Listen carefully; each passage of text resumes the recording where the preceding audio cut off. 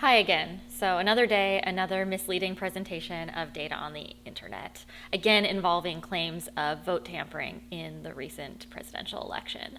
So about a week ago, there was this blog post circulating on the internet that some people told me about. I didn't find this one on my own this time, where some folks claimed that they had downloaded some data from the New York Times, and that this definitively showed in a DNA level analysis that votes in real time were being subtracted from Donald Trump in the election. And so if you don't want to hang around, I can just give you the TLDR on this. There were some data processing errors, or maybe not errors, maybe intentionally misleading ways of processing the data, such that this appeared to happen due to rounding error.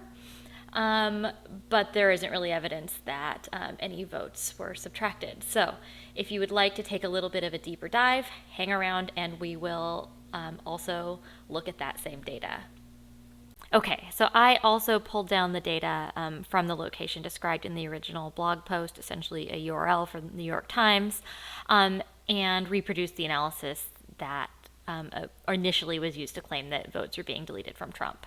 So what they displayed after pulling down that data was the following. They displayed a timestamp, so the time at which the New York Times had that data, when the votes were updated, the number of votes that Trump had at that time point, the number of votes that Biden had at that time point, how many new votes for Trump that was, how many new votes for Biden that was, the amount of votes by which Trump led at that time point, and the net change in the Trump lead here. And so a few things do jump out in this case. So we can see, for example, these large negative numbers that are about, negative 6,700 here. That was what this original blog post really glommed onto. They pointed at this and this, the number of new votes for Trump, being negative as evidence that they could see in real time in this, quote, DNA level analysis, that the official records were deleting votes for Trump. We can see it happens here and here. We see these negative around 6,700s, here, etc., and on and on. And they released this in a Google sheet. I got it down originally. I got the data from the original source just so I could look into what happened. And so I think to look into what happened, it's actually a little bit easier to do that by example, but I'll come back to this spreadsheet in just a second. So I think it's easiest to explain what's going on here with a hypothetical example. But like I said, we'll get back to the real data in a second.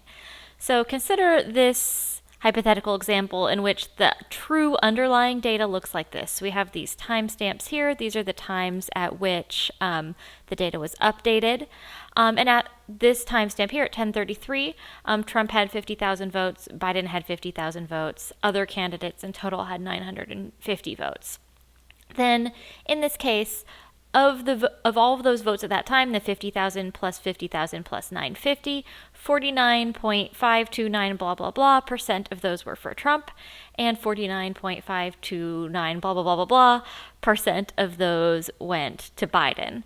Suppose then at 10:54, so at the second timestamp, Trump got 5 more votes, so we have this 50,005.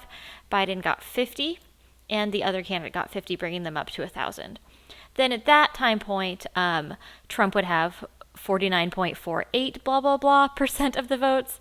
Biden would have 49.527 etc. percent of the votes, and the other candidates in total would have 0.989 etc. percent of the votes. So consider this true underlying data. Now, what was reported in the data source that was used for the original analysis? So the data that was coming through this URL that was made by the New York Times was this. Instead of reporting all of these numbers here, what they reported was the total number of votes at each timestamp. So that would be, for the first timestamp, that would be, 100,950. So that's the 50,000 from Trump, the 50,000 from Biden, and the 950 for all the other candidates. And they didn't report this super long version of the percent. Instead, what they reported was a rounded percent, so a number rounded to the nearest percent. So they'd report, in this case, something like 50% of those votes went to Trump, and 50% of the current total votes went to Biden. Then at this 1054 timestamp here, when we now have this 101,055 votes, then the total, sort of the rounded percent that went to Trump dropped down to 49%, and the rounded percent that went to Biden would stay at 50%. So to look at what's happening here, we have to look at these two cells. So this first cell here is just a rounded version of this cell here. So we have 49.52. That gets rounded up to 50%. This one right here, when Trump gets a fewer number of votes than Biden, this drops down just below the 49.5%. And because it drops down below that 0.5, this gets rounded down to 49% instead of 50%. So although the percents actually don't change very much in this case, so the percents go from 49.52 essentially down to 49.48 for a difference of, let's call it 0.04%. What it looks like and what's reported in the New York Times data is a difference of 1% because they have rounded that data. And I suspect the reason that they did that is because what the data source that the blog post was pulling from was essentially used by the New York Times just to update their website. So they're not going to show something like 49.52947,003% goes to Trump. All they really need to know is about 50%. That's for displaying it to the public, that seems like a reasonable thing to show. You don't want to see a million decimal places out there. And so what you can see here, and I did this calculation over here, if we look at the difference between this number here, this 50%, and this 49.5294%, if we were to then, this is different by about 0.5%, right? So that's what we're showing here. This is different. This number here overestimates this number here by about 0.5%. And this number here underestimates this number here by about 0.5%. So this one is about 0.5% over, this one's about 0.5% under. Okay, so this is sort of the data that the original authors pulled from the New York Times. It looked something like this. Now, what they reported was not this. What they reported was they tried to reconstruct the number of votes that went for Trump and Biden. So they took that total number of votes that was reported by the New York Times, they multiplied it by this rounded percent here, in this case the 50%, and came up with a reconstructed number of votes that went to Trump. So in this case, it'd be the 100,950 times 50%. They would say that's 50,475. And they did the same for Biden. And then at this time point, they did the same thing. So now here we have a total of 101,055 votes. And to estimate the number of votes that went for Trump, they multiplied that by the 49%, or the 0.49, to get this number here. So then when they look at the number of votes Trump has at this time point here relative to the previous time point there, they see that the number actually goes down. But again, that is not because the true number of votes went down.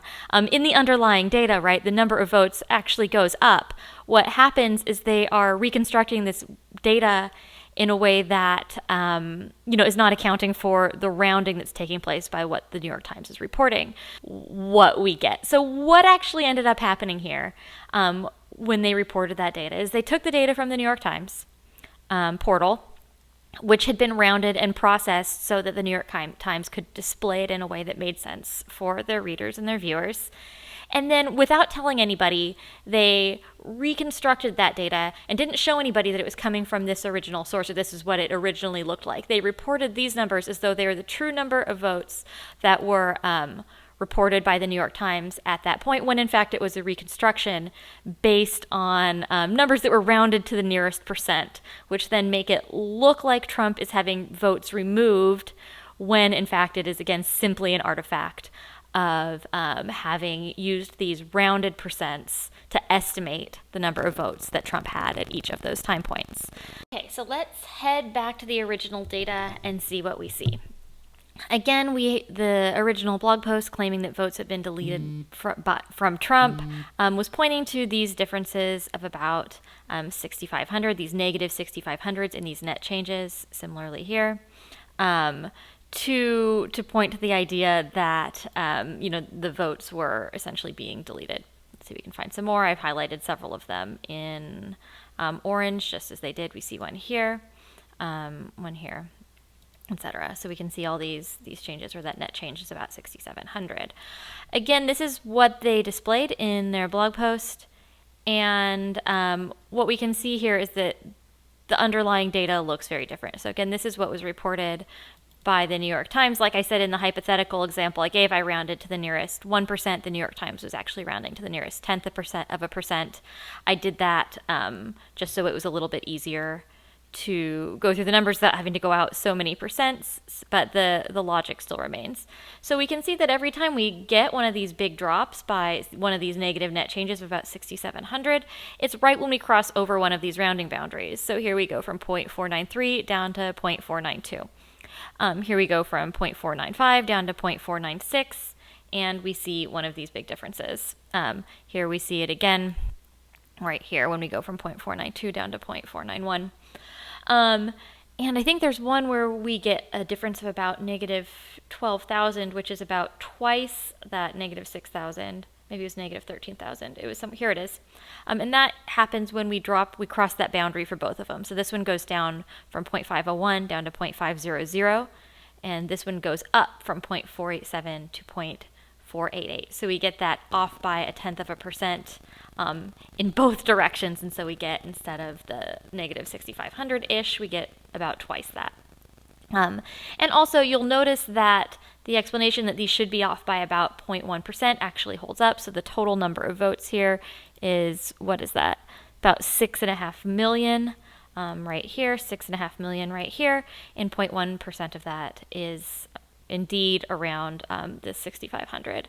And so, yeah, again, really not a whole lot is going on in this case. It's essentially a misleading representation of the data that they polled.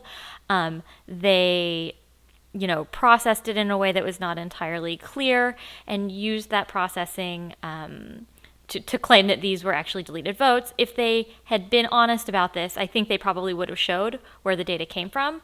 And then even if they didn't notice it themselves, it would have been pretty obvious that every time we see one of these large negative numbers, it happens, when we cross one of these boundaries when the rounding takes place. And that would have been fairly easy to track down without actually having to go and process the data from the New York Times from scratch.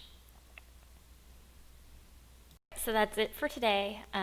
Since things are winding down with this election, I'm hoping there aren't too many more of these misleading analyses that are put forward to claim vote tampering, that votes have been deleted or stolen from Trump and given to Biden. I expect as things wind down, that'll stop happening.